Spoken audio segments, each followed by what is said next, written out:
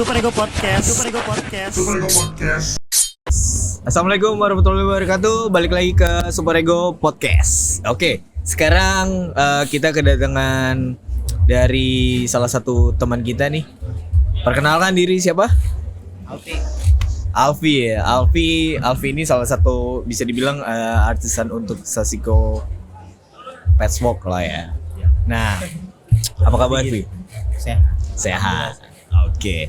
Nah, Vi, gue mau tanya nih untuk yang pertama, lu udah datang ke WoW tuh udah berapa kali sih?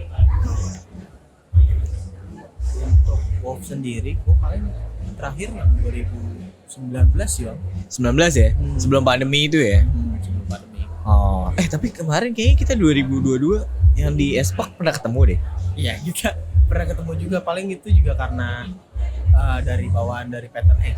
Oh, lu udah sering datang ke WoW atau berapa kali doang sebenarnya? Berapa kali doang? Berapa kali doang ya? Pertama kali lu datang ke WoW tahun berapa? Masih inget gak? Nah, yang 2019 itu. Oh, 2019 itu pertama kalinya. Oke. Nah, dari yang 2019 sampai 2022 ini apa yang beda menurut lu?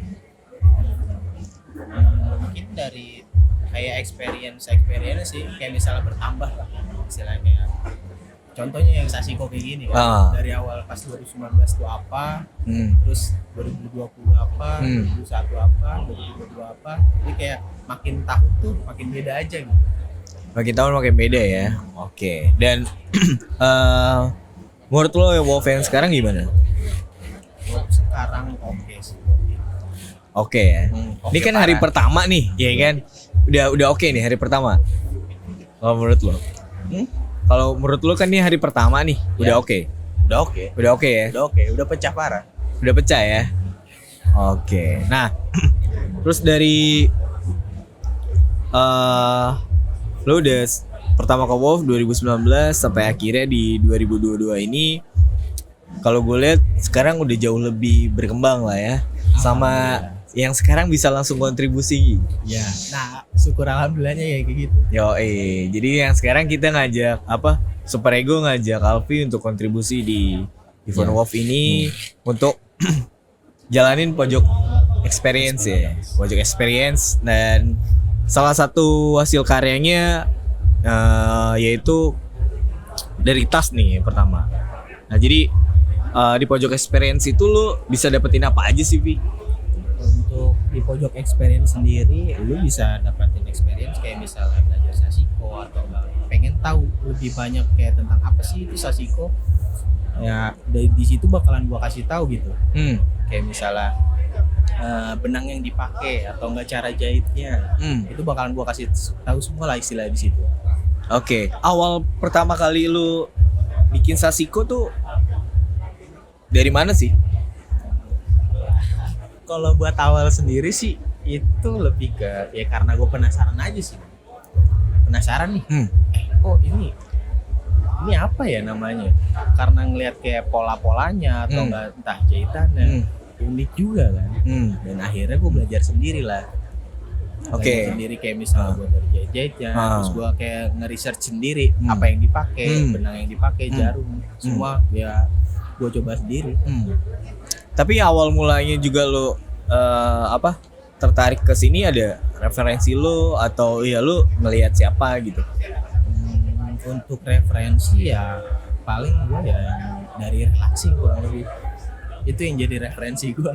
Dari relaxing ya? Iya, karena dia wah gokil juga nih kan, dia awal yang pertama kali gue lihat sepatu, dia tuh di sepatu. Dan akhirnya gue coba buat. Ya udah, seiring berjalan waktu sampai akhirnya gue punya genre sendiri. Nama genre gue Sashiko Destroy, Sashiko yang hancur. Oke. Dan relaxing nih, sepatu gue dari relaxing juga dibikinnya nih. Nah itu kurang lebih kayak gitu. Kurang lebih kayak gini ya. Iya, kurang lebih. Oke, berarti yang inspirasi lo justru dari seniman lokalnya ya? Seniman lokal. Dari lokalnya ya. Tadi juga ngobrol juga sama Mas Abdul namanya, si relaxing itu. Tadi ini mau datang ke sini, tapi ternyata ada salah satu hal, pacarnya nyokapnya lagi sakit, jadi kayak mesti nungguin, jadi nggak jadi datang ke Jakarta gitu. Sayang banget sih. Kayak nyampe cuman karyanya aja nih. Dan banget. alhamdulillah elunya juga bisa, salah satunya bisa berkontribusi juga, lu bisa bikin passwordnya dari dia, lu yang untuk bikin di sana gitu ya. Oke. Iya. Berarti pas banget nih momentumnya ya. Pas. Di WoW ini langsung bisa bikin salah satu karya bareng lah ya sama si Relaxing ini ya. Oke, justru keren sih Sob yang kayak gitu bisa saling support. Jadi sesama brand lokal atau salah satu artisan seniman itu juga harus bisa kontribusi dan bisa satu frekuensi lah untuk bisa kolaborasi bareng ya. Justru yang kayak gitu keren sih. Jangan saling singgung-singgung lah. Kita eranya sekarang era kolaborasi. Yang pasti ya. Sip. Dan berarti awalnya tadi dari si Relaxing Project itu sampai akhirnya lu bisa buat kayak begini, dan ceritain dong pengalaman lu pertama tuh di tahun berapa sampai akhirnya lu bisa buat kalau kayak gini kan gue nyebutnya kayak karya seni lah ya, kayak lukisan gitu loh. Jadi kayak masing-masing celana ini pasti beda Sob. Pasti. Entah itu kayak copy paste dan segala macam mungkin agak sulit gitu. Nah, awal lu bisa sampai bikin seperti ini tuh dari perjalanan lu tuh seperti apa sih prosesnya? Kalau buat perjalanan gue sendiri ya, kayak misalnya Sasiko, gue mulai dari tahun 2017. 2017 berarti udah hampir 5 tahun lah ya. Hampir 5 tahun. Oke. Nah, karena referensi gue kayak Relaxing, pertama kali yang gue bikin tuh di sepatu. Di sepatu justru ya. Jadi Oke. gue nggak coba custom sepatu gua. Kebetulan itu sepatunya Converse. Oke. Coba robek kan. Karena yang teknik yang dipakai Oke. itu Sasikonya di dalam kain di layer Di dalam kedua. kanvasnya itu ya. Nah, Oke. di dalam kanvas itu. Ya udah gue coba. Itu hasilnya ya emang nggak terlalu mirip lah ya, karena namanya awal. Akhirnya gue pelajarin lagi karena istilahnya gue lihat detailnya. Soalnya dia kadang suka ngasih teaser detail-detailnya kan. Oh jadi ini jadi seiring waktu ya gue jadi berkembang ya gitu aja. Oh, ngalir aja Ya, gitu ngalir ya. aja. Oke, berarti awalnya dari 2017 sampai akhirnya sekarang fokusnya ke Sasiko ini ya. Tapi ada awal mula titiknya nggak sih? Oh, ini kayaknya dari Sasiko ini gue bisa dapat cuan nih, dapat opportunity kayak. Jadi kan kalau gue lihat sekarang kayak karena lu suka jadi kayak hobi yang dibayar kan sih. Tapi ada nggak sih salah satu titik kayak ini bisa nih gue kerjain nih, ini bisa jadi penghasilan gue nih. Itu saat apa sih? Dimulai pas 2018 sih bang. Nah itu kebetulan kan gue sekolah juga. Nah jadi kayak misalnya gue coba nih barang-barang yang gue punya, gue Sasiko, terus gue bawalah ke sekolah. Nah terus itu ada orang tertarik. Lu bikin di mana? Oh enggak, ini gue bikin sendiri. Itu teman lu tuh ya? Iya, teman satu sekolah lu tuh? Iya, teman satu sekolah. Udah, gue bilang gue bikin sendiri nih. Nah, ya udah. Terus dia nanya rate-nya berapa? Wah kan gue bilang, udah ada rate-nya aja nih. Wih, kan langsung ada yang apresiasi tuh ya? Iya, langsung ada yang apresiasi kan. Padahal baru. Keren. Oke. Udah, gue bilang seikhlasnya aja lah. Udah akhirnya seikhlasnya. Buat. Gak dibayar 2M kan? Enggak lah. Makasih mas, enggak? Enggak. Oke, terus? Intinya ya masih harga teman aja. Oke, masih harga teman. Gue jahit tuh. Nah, udah selesai. Dan akhirnya dia juga suka juga. Langsung gue kepikiran. Ini gue seriusin gitu ya? Iya apa kayak seriusin aja atau gimana ya? Soalnya kayak chance buat kedepannya gitu lumayan kan. Soalnya emang karena gue juga bergiat di seni juga, suka di seni juga. Ya akhirnya gue terjun di situ. Oke. Nah, karena kebetulan itu kan pas di 2018 Pattern X ngebuka lowongan. Oke. Dan akhirnya gue masuk di sana. Jadi awal lu berkarir justru dari si sepatu, si Pattern X itulah ya. Ngebuka koneksi lu untuk bisa dapat cuan dari situ lah ya. Oke. Nah, akhirnya juga banyak teman dari situ juga. Dari situ juga ya. Oke. Dan menariknya tadi kan dari si sepatu ini kan. Akhirnya lu buat di beberapa media nih. Kayak di celana, di tote bag, topi dan yang lain. Ada tingkat kesulitan gak sih itu di media apa gitu? Untuk tingkat kesulitannya sendiri lebih ke bahan yang dipakai sih ya. Bahan yang dipakai ya? Kayak misalnya entah contohnya tebal, kayak misalnya denim kayak gini nih. 40 oz gitu ya misalnya. Itu size monster. Itu Enggak. Wah, oz monster itu. Oh iya. Jadi kayak misalnya udah 17 ke atas, itu kan biasanya kan keras ya. Jadi kayak misalnya dijahit tuh paling kesulitan gue itu aja sih. Harus ekstra harus ekstra tenaga lagi gitu ya. Kayak misalnya gue biasa nggunain alat yang gue pakai tuh kayak tang, biar jari gue nggak luka-luka juga lah istilahnya. Kurang lebih yang kesulitannya itu aja sih. Lebih kesulitannya ke bahan kalau buat gue.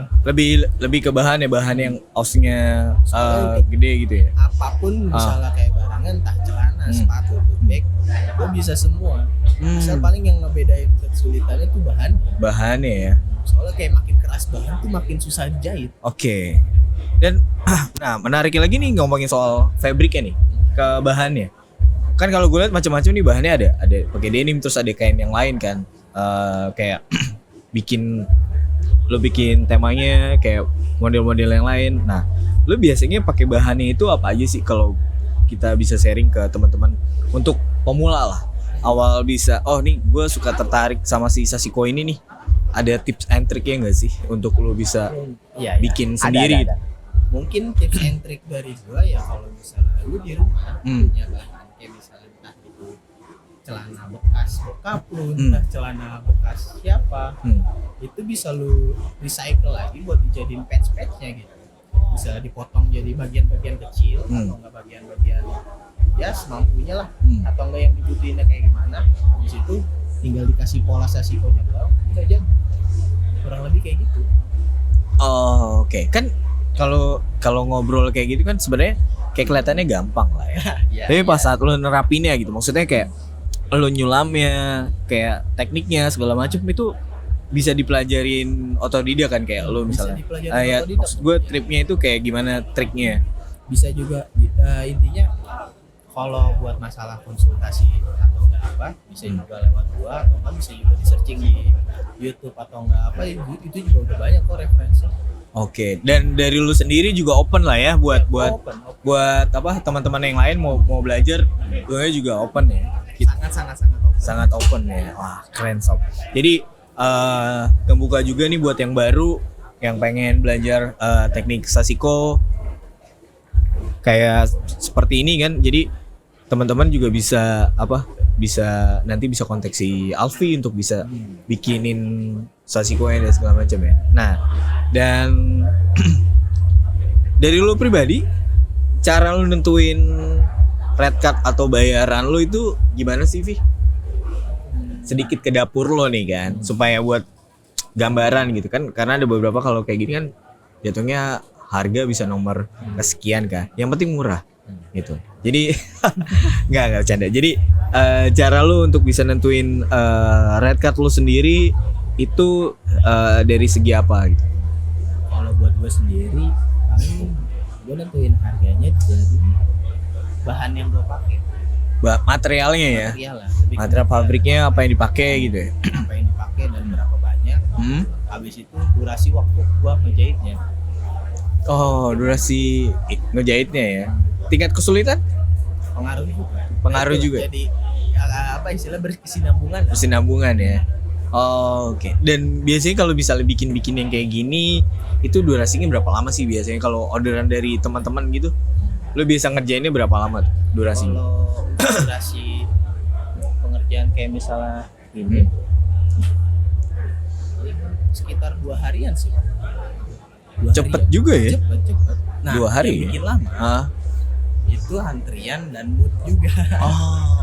Itu sih.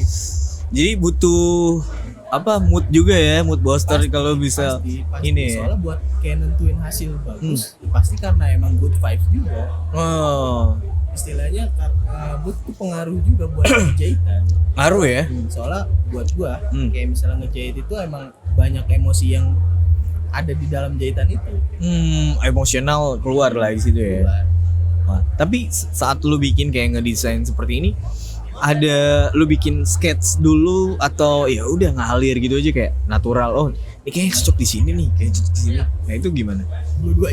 Dua-duanya.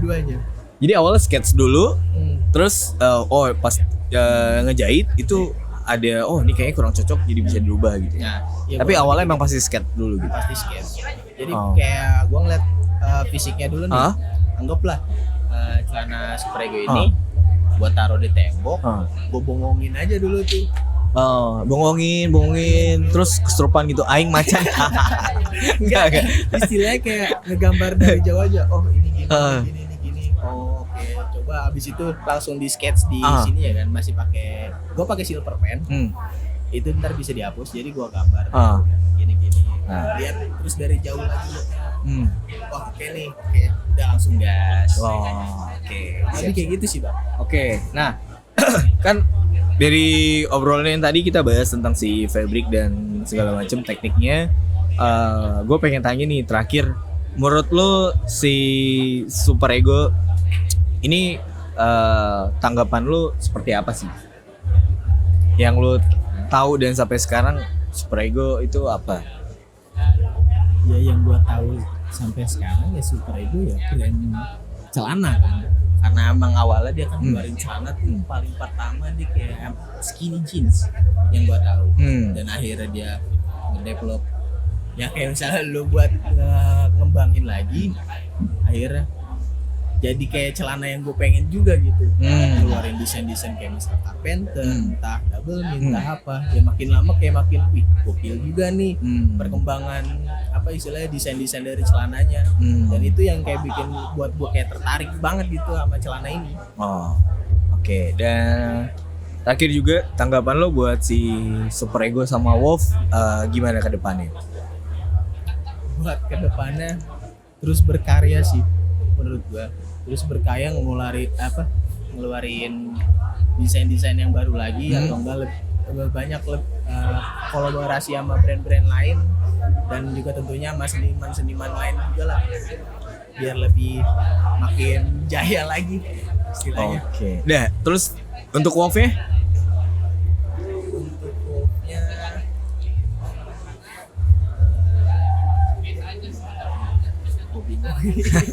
udah bingung, lebih udah capek banget. banyak eksperimennya. Ya intinya lebih banyakin eksperimen buat kayak misalnya sashiko atau enggak painting. Tadi yang dari yang gua lihat sih lebih agak kurang naik di paintingnya aja sih. Kalau sashikonya oke karena ini emang brand denim kan. Siapa yang nggak tahu sashiko? Nah, jadi paling buat pengembangan buat di paintingnya aja. Jadi kayak buat educate buat paintingnya emang agak kurang. Oh, oke. Berarti lebih banyak experience-nya lah buat kedepannya lagi ya. Siap. Terus dari obrolan tadi kita sudah cukup sepertinya. Nanti kita lanjut lagi di obrolan setelah ini. Thank you banget Vi sudah datang dan sudah bisa kontribusi langsung buat si Super Ego dan Wolf-nya. Semoga kita bisa terus kerjasama dan makin bisa berkembang lagi lah kita bareng-bareng ya kan, karena tujuan kita di sini kita untuk bisa saling support lah ke teman-teman yang lain gitu ya. Thank you banget Vi udah ngobrol-ngobrol. Sampai jumpa di pertemuan berikutnya. Terima kasih sudah menonton podcast dari Super Ego. Assalamualaikum warahmatullahi wabarakatuh. See you. Thank you Vi. Oke. Ego Podcast.